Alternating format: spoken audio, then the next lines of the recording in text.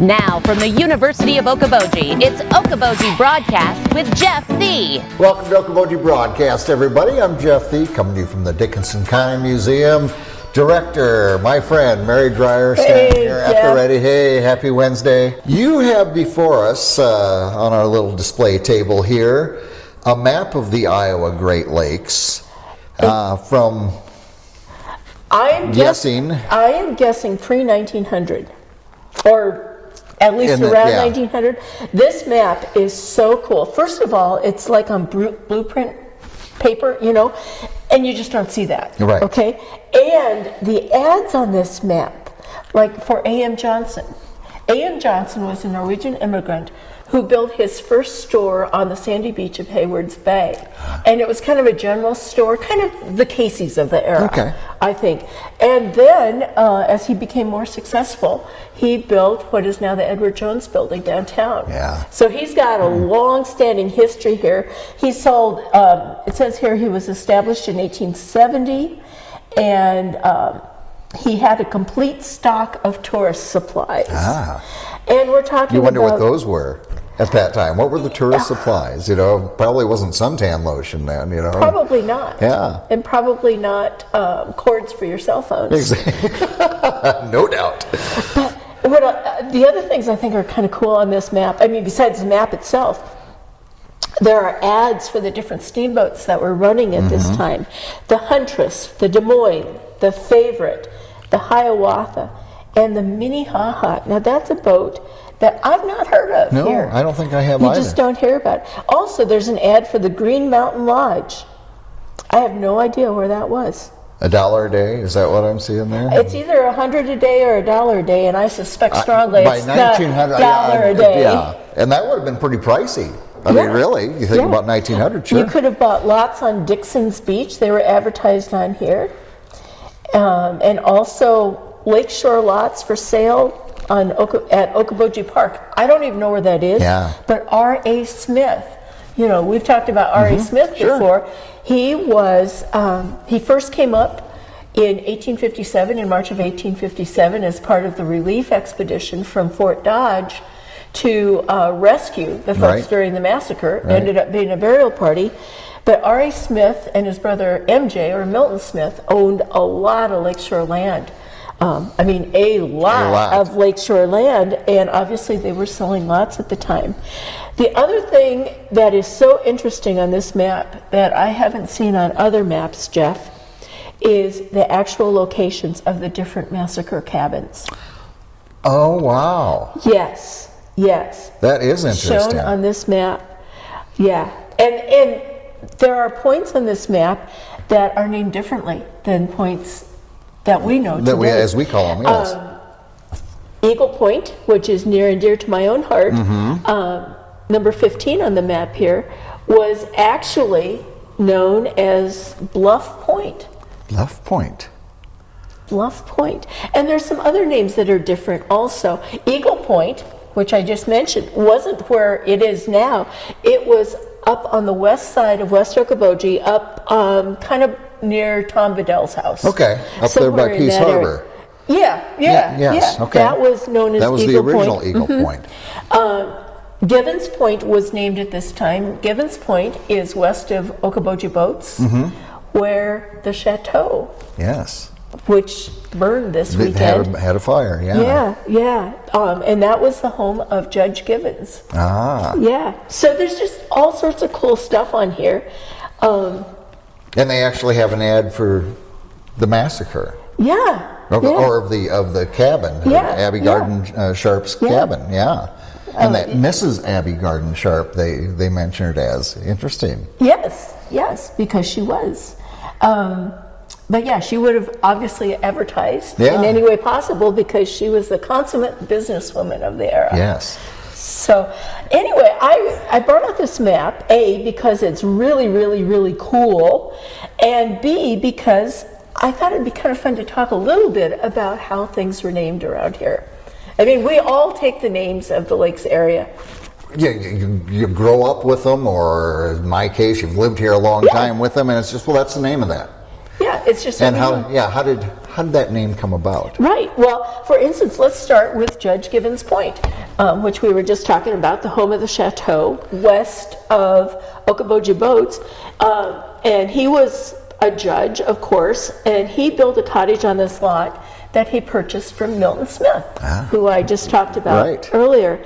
And at one time it was called McHenry's Point because it was owned by the McHenry family.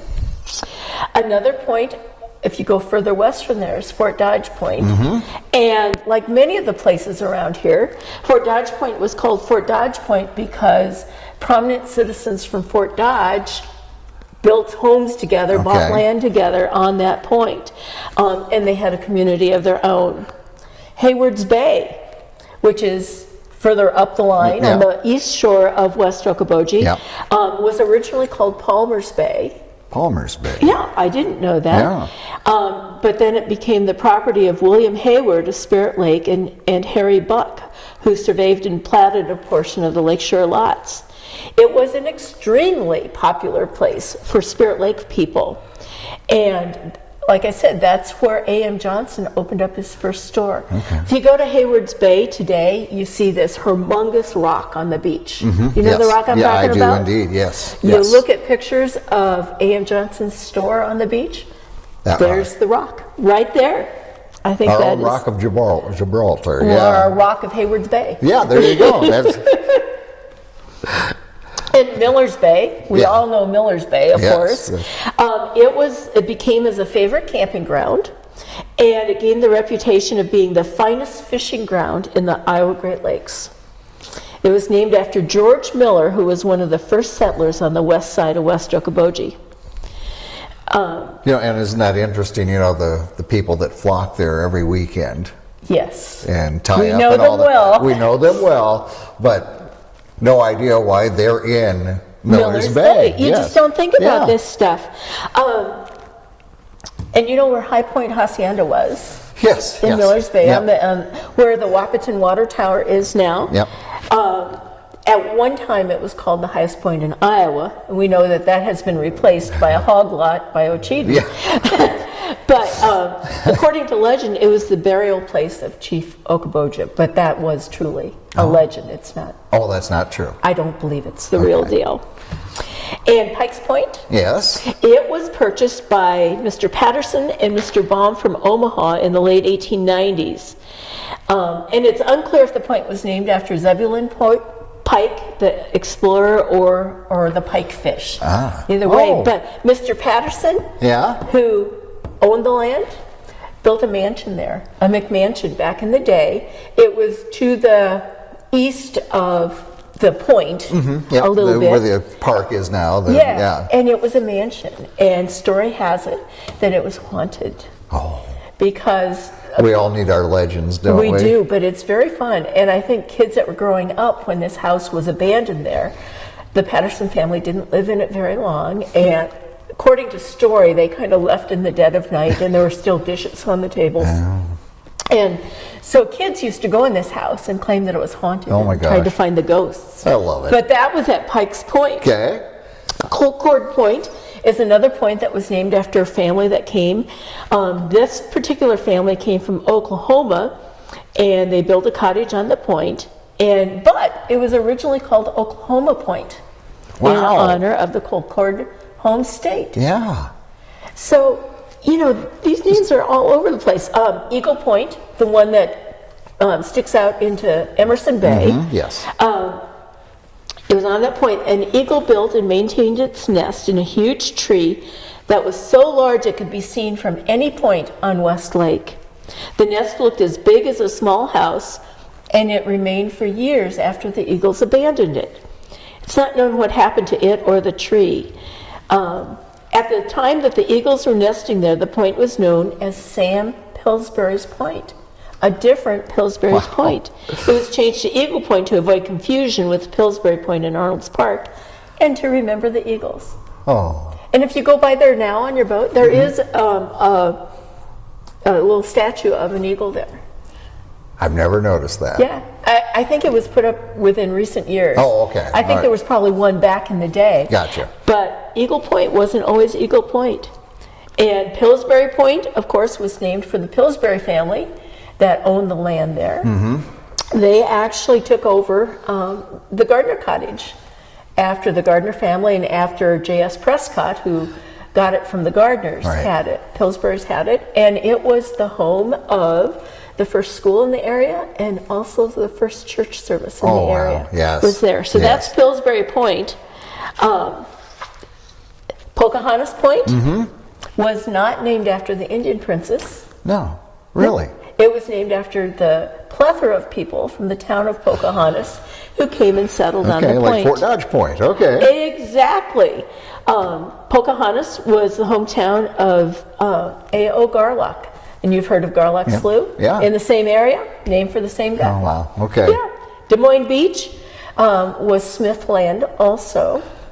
And it was named because much of the property that was owned in the area was owned by people from... It's from Des Moines. Yes. Brownell Heights, that's up by the Methodist camp, was named for Dr. E.L. Brownell, who owned the property over a half mile of lakeshore. And so it's named Brownell Heights. Triboji, we know this one from writing on the Queen, right? Do you know this? Do you know what? Was it the Sioux City Journal? Had ads for, in order to come here and get a place, you were going to Triboji. Well, yes. Oh, I hadn't even heard that part of it. You know who told me that years ago? Steve Kennedy? As good as a reference, Aubrey LaFoy. Well, there you go. Yeah, he had articles from the Sioux City Journal when we did a history show on Lakes TV that why don't you try Boji? That is so cool. I thought the try was from the word Tribune, from the Sioux City Tribune. Well, and they may have, and that may be another play. Boji. Yes. You know, we could use that as a slogan now. I'll call the tourism office. University of Okoboji, come and try Boji. Try Boji. Yeah. For crying out loud. What are you waiting for? Yeah. Rabel Beach, up where Girk's Resort used to be. Now there's condos there now, the landings. Yeah. Started out as Esterville Beach, again, because folks from Esterville settled there. Egwell Harve, you know that story? No, I don't. From Writing the Queen, it's on the Queen excursion talk. The property belonged to G.A. Badgerow of Sioux City, and it was named after his sons, Egbert, Ralph, and Harve. Eggroll Harve.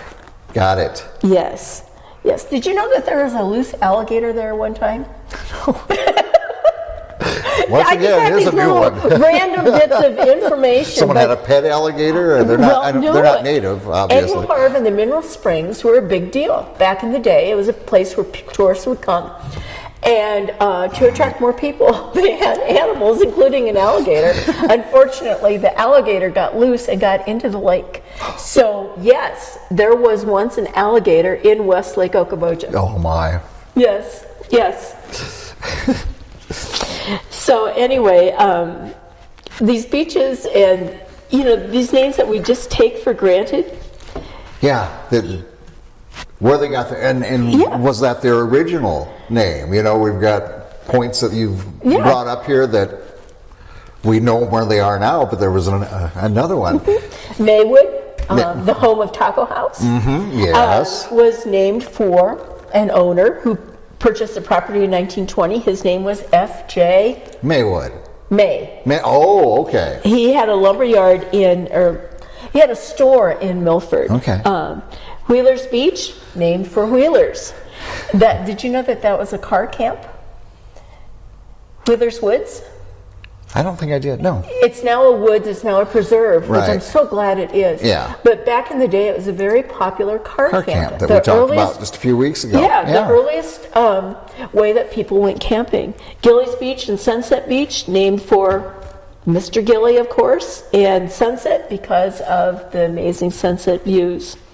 So and Limekiln Point, I just love that name. For the longest time, I had no idea what Limekiln Point was. Yes. But it was actually, limestone was burned in kilns there to supply lime for the making of plaster for many of the pioneer homes. I was talking with Sandy Ladegard just a couple days ago, and she owns a cottage that was on Limekiln Point, and she's told me that when she was a girl, they would get in the water and they'd be able to dig up clay, and they would make things out of this clay from Limekiln Point. Wow. Yeah, so its history lives on. Fascinating, isn't it? Yeah, and we'll end with Smith's Bay. Yeah. Smith's Bay was named for the Smith family, who owned all the land along it, R.A. and Milton both. So there you have it, Jeff. No fee points. We didn't get here soon enough, evidently. No Dreier points either. Well, what do you say? You win a few, you lose a few, Mary. That's all there is to Yeah. it. Now, the rabbit hole for you guys would be find out what years either they were named or renamed, That would be interesting, but it's oral history. Yeah. I really think that there probably are not records that in 1891, this land became known as this or whatever, because it's oral. And that's why it's so important to record stories. Yes, it is. And to listen to stories. Yeah. Well, these have been wonderful stories here today. You taught me a lot, and I'm sure anybody watching out there a lot too. And Mark, who's listening? Mark, are you listening? No. Okay. He's not listening back there. Oh, that's our studio audience right there, Mary. Yes. Yeah. So, well, wonderful. What do we got coming up for events here at the museum? We've got quite a few things coming. Next week we are welcoming both 5th graders. We'll be welcoming 95th graders on Thursday afternoon next week. And may God be with you. It's called Divide and Conquer. Oh, we love having the kids come. I know you do. It's one of the funnest days. Also one of the most tiring. But it's very fun, and we're very happy to have them. That evening, next Thursday evening, on the 16th, we're welcoming back Dr. Kevin Mason, who did a program for us a year ago at the Pearson Lakes Arts Center on Inkpaducah. Yeah. He's coming back this time to talk about the Dragoon Trail, which goes from Keosauqua in north southeast Iowa, clear up to Minnewacan. Yeah. Here in Isn't that Sterling. incredible? What a story that would what an expedition that would have been at I that grew time. up in central Iowa, and there were the signs for the Dragoon Trail all over the place there, and I never really knew what they are. I still don't really know. I know that there was a 1835 expedition of dragoons who came through the state, but I'm excited to learn more about that. So that's happening on the 16th. On the 22nd, we're taking our Way Back When group on the road to the Winchester Museum, and anybody's invited to come along with us. Okay. And then on June... So that's at 10 o'clock on Wednesday? That's at 10 Wednesday? o'clock on Wednesday. We're hoping, we're asking folks to meet here at 9:45. Okay. And we'll kind of carpool out there. Okay. And then on June 2nd, we're doing something that we haven't done before. Ooh, what is but that? It's very fun. We are doing a cemetery walk at the Okoboji Cemetery in Arnold's Park. Right there along the highway there. Right. Yeah. And, you walk through that cemetery, it's a who's who of all the important people that were of the area, and also lots of people who's had streets named after them and buildings and everything. And I have it on good authority that there are going to be about 6 people whose graves are there that are going to come to life that day. Oh my. And tell stories about their life. So that is going to be very fun. So you're conjuring now, are you? Well, and one of them, believe it or not, is Bessie Jones, the fortune teller from the park. Oh my. Who's coming back to life that day. The only thing you'd be missing is that divining rod that Aubrey used to use there. That's true. Yeah. But, we might be able to rustle up one of those. So that's going to be a very, very good day. Very good. All right. It's all right here at the Dickinson County Museum. And do we have summer hours coming up here pretty quick? Thank you for mentioning that. Oh, that's what I do. Yes, after Memorial Day. Don't rush it. Right. We're going to be open from 12 to 4. Tuesday through Saturday, except Wednesdays we open up at 10 o'clock so we can continue our Way Back When Wednesdays. You can go way back on Wednesdays. Very That's good. right. Like we've gone way back today, and some of the original names of our beaches and points here in the Iowa Great Lakes. And Mary, I thank you. It's been fun, Jeff. It always is. It always is indeed. Mary Dreier again here. Dickinson County Museum. We thank her for her time. We thank you for watching us right here on Okoboji Broadcast. Okoboji Broadcast from the studios at historic Arnold's Park Amusement Park is brought to you in part by West Wealth Management, a financial advisory practice of Ameriprise Financial Services. Advisor Jan Spielman, AJ Spielman, and Erica Wachholz. The headquarters of the University of Okoboji is at the Three Sons, open Monday through Saturday 10 to 5 and Sunday from 10 to 4. Bank Midwest, dream big, plan wisely, live well. Lakes Regional Healthcare and Avera Partner. Beck Engineering in Spirit Lake. Be Radiant Laser Skin Studio in the Okoboji Plaza in Okoboji.